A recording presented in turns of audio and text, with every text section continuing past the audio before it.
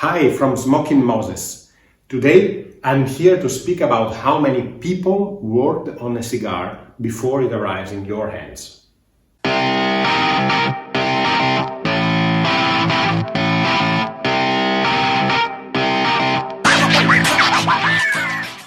So, as you probably understood already from the title of this video, the main argument of this video is how many people worked on a cigar before arriving in your hands.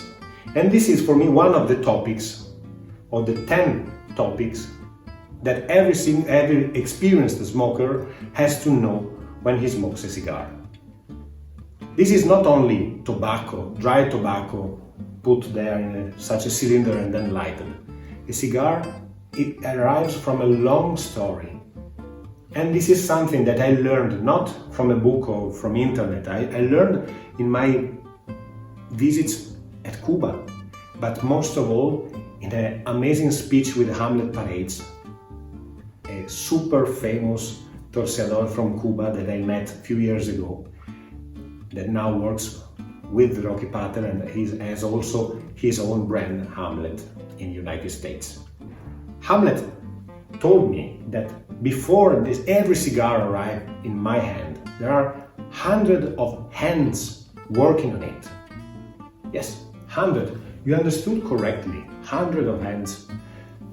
And the purpose of this video is not to teach you how a cigar is made. It's only to give you an overview about what there is behind.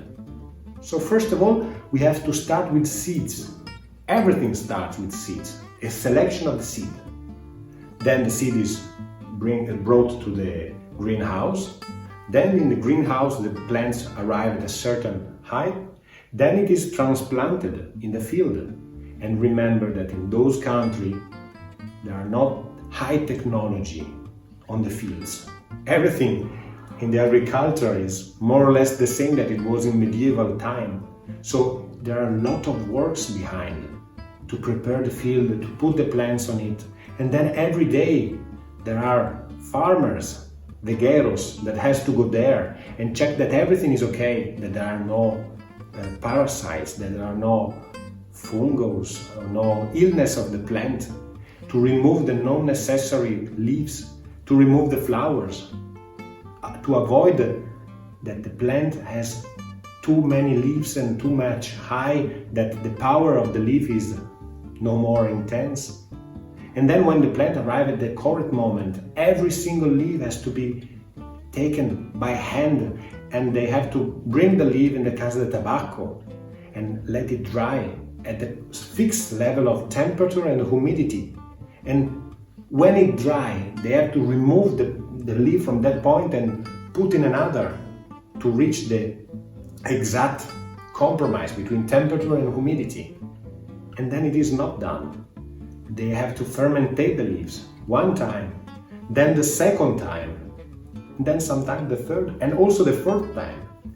Hands and hands that works on the leaves, each step, till the leaves arrive at the end in the process where it is aged.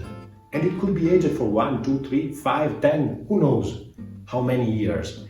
Just think about how many people involved in this process, in the factory, in the field, everywhere. And even when the leaf is ready to be used to roll a cigar, it has to pass through the master blender idea, then on the desk of the roller that has to roll the cigar, then in someone's hands who has to check the quality. Then they put the anilla, then they have to put in boxes. Even the boxes are handmade. And then they have to freeze to avoid the bicho, and then they have to ship to the countries, and then from the countries to the tobacco stores, and then from the tobacco stores to your hands. Don't forget, every cigar has behind hundreds of people involved in the production. A cigar tells you a story. This is the story.